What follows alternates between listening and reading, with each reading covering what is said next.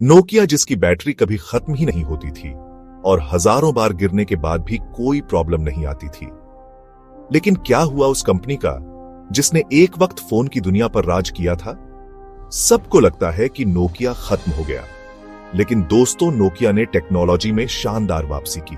नई टेक्नोलॉजी, नए प्रोडक्ट्स और एक नई लीडरशिप के साथ उसने इतना बड़ा कमबैक कैसे किया, इस वीडियो में हम जानेंगे। नोकिया कंपनी ने 90 के दशक में लीड ली थी और वहीं से इसकी असली उड़ान शुरू हुई थी।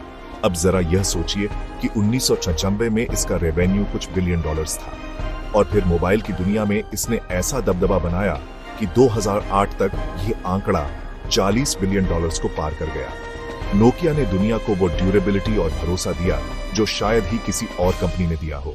हर कोई इसकी स्टर्डी डिजाइन और लॉन्ग लास्टिंग बैटरी का फैन था। लेकिन जैसे जैसे टेक्नोलॉजी बदलती गई, वैसे वैसे लोगों की पसंद भी बदलने लगी। अब लोग मजबूत फोन से ज्यादा स्टाइलिश, स्लीक डिजाइन और एडवांस्ड फीचर्स वाले स्मार्टफोन की तरफ अट्रैक्ट हो रहे थे और यहीं पर नोकिया का दौर खत्म होना शुरू हुआ। खास तौर से 9 जनवरी 2007 का वो दिन मोबाइल इंडस्ट्री के लिए एक बहुत बड़ा टर्निंग पॉइंट साबित हुआ, क्योंकि इसी दिन स्टीव जॉब्स ने दुनिया के सामने अपना पहला आईफोन लॉन्च किया था। ये सिर्फ एक नया फोन नहीं, बल्कि मोबाइल टेक्नोलॉजी में एक नई रिवॉल्यूशन थी, क्योंकि आईफोन ने फोन की परिभाषा को ही बदल दिया था। लेकिन दूसरी तरफ नोकिया, जो मोबाइल इंडस्ट्री का किंग हुआ करता था, उसने इस नए प्लेयर को सीरियसली लिया ही नहीं। उन्हें लगा कि आईफोन उनके लिए कोई खतरा नहीं है। उनकी सोच थी कि लोग आईफोन की बजाय पतले और स्टाइलिश फोन की तरफ ज्यादा अट्रैक्ट होंगे। आईफोन ने मार्केट में अपनी जगह बनानी शुरू कर दी।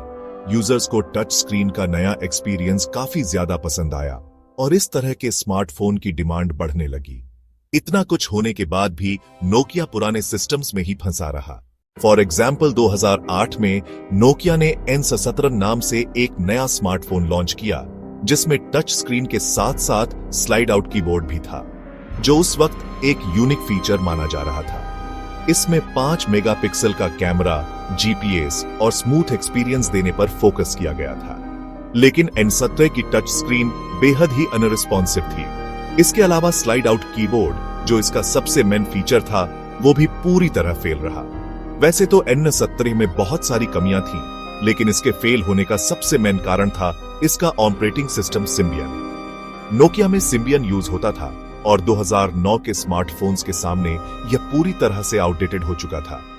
यह न सिर्फ कॉम्प्लिकेटेड था, बल्कि थर्ड पार्टी ऐप डेवलपर्स के लिए भी सिम्बियन पर ऐप बनाना बेहद ही मुश्किल था। यही वजह थी कि N17 के लॉन्च के दौरान नोकिया के पास सिर्फ 500 एप्लीकेशंस अवेलेबल थे, जबकि उस वक्त आईफोन और एंड्रॉयड के पास हजारों ऐप्स थे।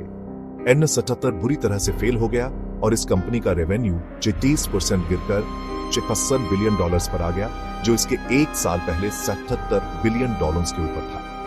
सिम्बियन ओएस, जो कभी नोकिया की सबसे बड़ी स्ट्रेंथ हुआ करता था, वही अब इसकी सबसे बड़ी कमजोरी बन चुका था। बेसिकली कंपनी के अंदर अब सब कुछ नए सिरे से शुरू करने की जरूरत थी। इसी दौरान नोकिया ने स्टीफन एलॉप को नया सीईओ बना दिया। एलॉप पहले माइक्रोसॉफ्ट में एक चेंज एजेंट के तौर पर जाने जाते थे और उम्मीदें थीं कि वह नोकिया को रिवाइव करेंगे।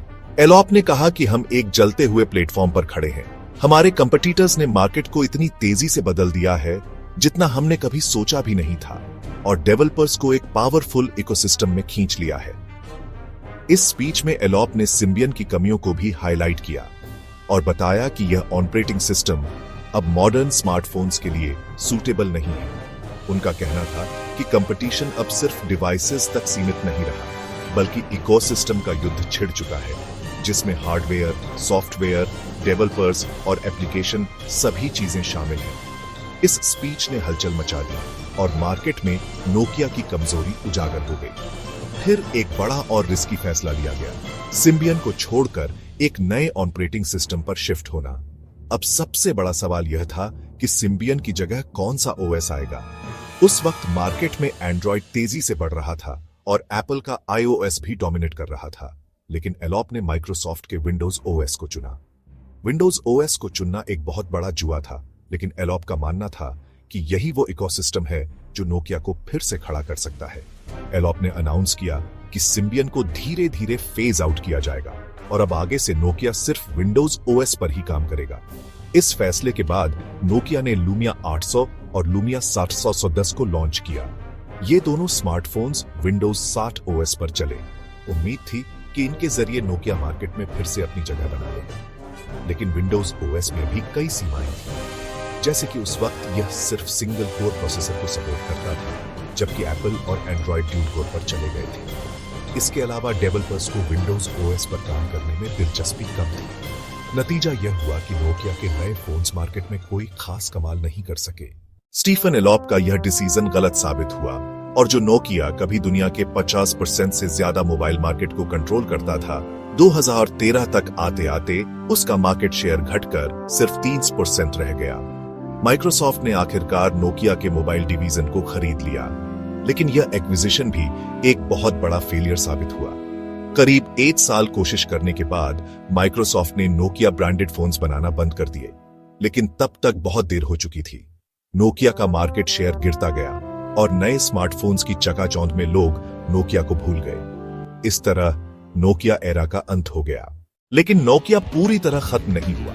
इसका एक डिवीजन अभी भी प्रॉफिटेबल था, और वह था Nokia solutions and networks, NSN। जब स्टीफन एलॉप नोकिया छोड़ गए, तब राजीव सूरी को नया CEO बना दिया गया। राजीव सूरी कोई नए इंसान नहीं थे। उन्होंने नोकिया को 1990 में ज्वाइन किया था और 2009 से NSN डिवीजन के CEO के तौर पर काम कर रहे थे। राजीव सूरी ही थे जिन्होंने NSN डिवीजन को प्रॉफिटेबल बनाया था।